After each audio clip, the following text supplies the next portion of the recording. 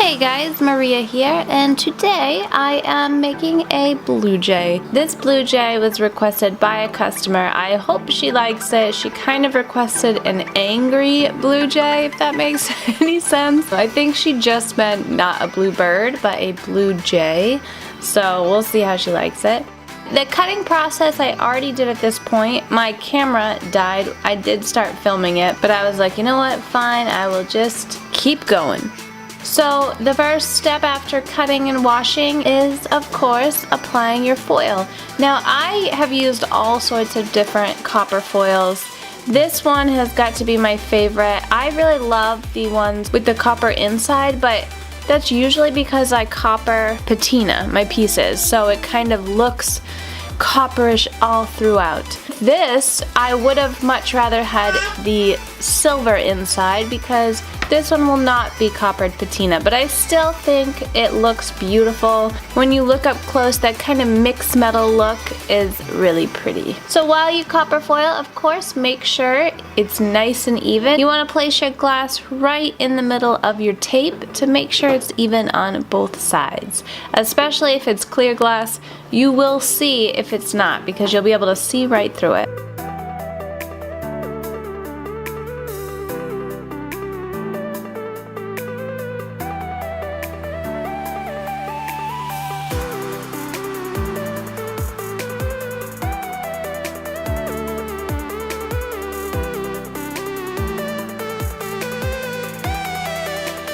Alright, so it's time to put together my birdie, which was kind of a process. It was a little tricky actually, even though it looks quite simple of a design. As far as the design goes, I actually found a line drawing of a dove, and I thought it was really pretty. It was nice and simple. I found it right online, and I printed it out, and then I only drew a couple lines on it. I made the beak bigger.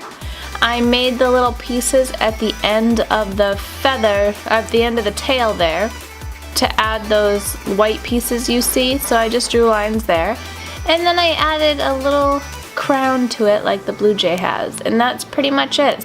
Sometimes I just go online and I look up like simple line drawings, and I will find the coolest things that you can turn into glass. It's a lot of fun.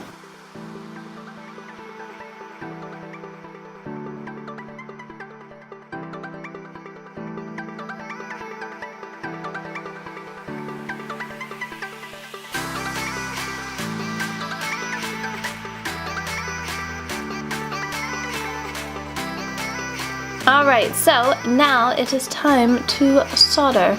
I did have quite the gap, as you can see, right in the tail. And if that happens, obviously you don't want that to happen, but it was the way I cut out my pattern. I just popped a jump ring in there.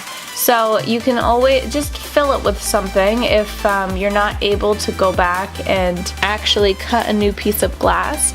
So I just put a jump ring in there, and that will kind of fill that gap and make sure it's nice and like structurally sound. So at this point I am just kind of tack welding all my pieces together, making sure when I move it around it all stays nice in place. And I use this flux. Now the flux I use, there's all different types of flux. You can get like gel flux and liquid flux. I just use this liquid flux. I throw it in a mini mason jar and I just love it. They say certain fluxes spatter more. I kind of find the different solder I use actually affects the spattering. So I know a lot of people say, you know, it's the type of flux, which it very well could also be. I've been using the same flux, it's just a stained glass flux, and that's literally like what it's called. And actually I use all different types of solder. It's always 60-40, but different brands, and sometimes I have like a whole spool of one that seems to really spatter like crazy, so I'm not really sure why that is, if it is the same level of 60-40. Now when you solder, it's important to keep the tip of your soldering iron clean. If you see mine now, it's not that clean, and it actually makes it very difficult to kind of smoothly flow that bead of solder over your piece. I usually use a wet sponge. as I started this project, I realized I didn't have my sponge on my workbench, so I was trying to wipe it off with some wet cloth and it just wasn't working, and I really regretted just not going inside and cutting up a sponge. But sometimes when I just get in that mode, I'm just like, I'll just truck through it.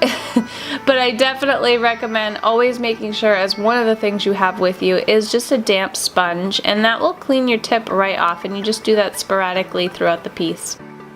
If you get solder on the glass, it's really no big deal at all. I know a lot of people panic. They say it can crack the glass. I have never actually had that happen, and you can just wait for it to cool off and flick it right off. It does not adhere to the glass. It sticks a little because it has a suction, but you literally can just scratch it off the glass and it pops right off. Or you can take your solder iron gently and just graze over it and it will pick it right up. Now when I do a piece like this, of course I like to tin the edges, but I try to do like a thicker bead around the edge. So that's what you kind of see that I'm doing. I want to make sure there's no weak points where all the joints are. So I like there to be a little bit of a thicker bead than just tinning. This actually, I ended up going back over this at the end because it did look a little messy when I was done with it.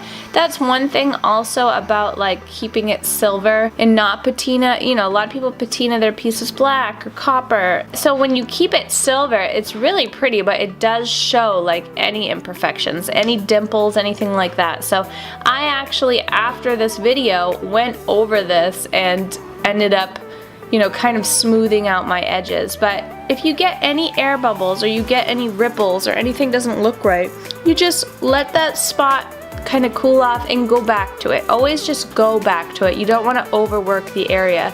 If you do that, it'll seep right through the bottom. You could end up not having like flat piece. So just try to relax and just say, hey, I'll go back over it. And it's really no big deal at all. You just put your hot tip on there and just kind of let it molten and liquefy, and you can smooth it right out.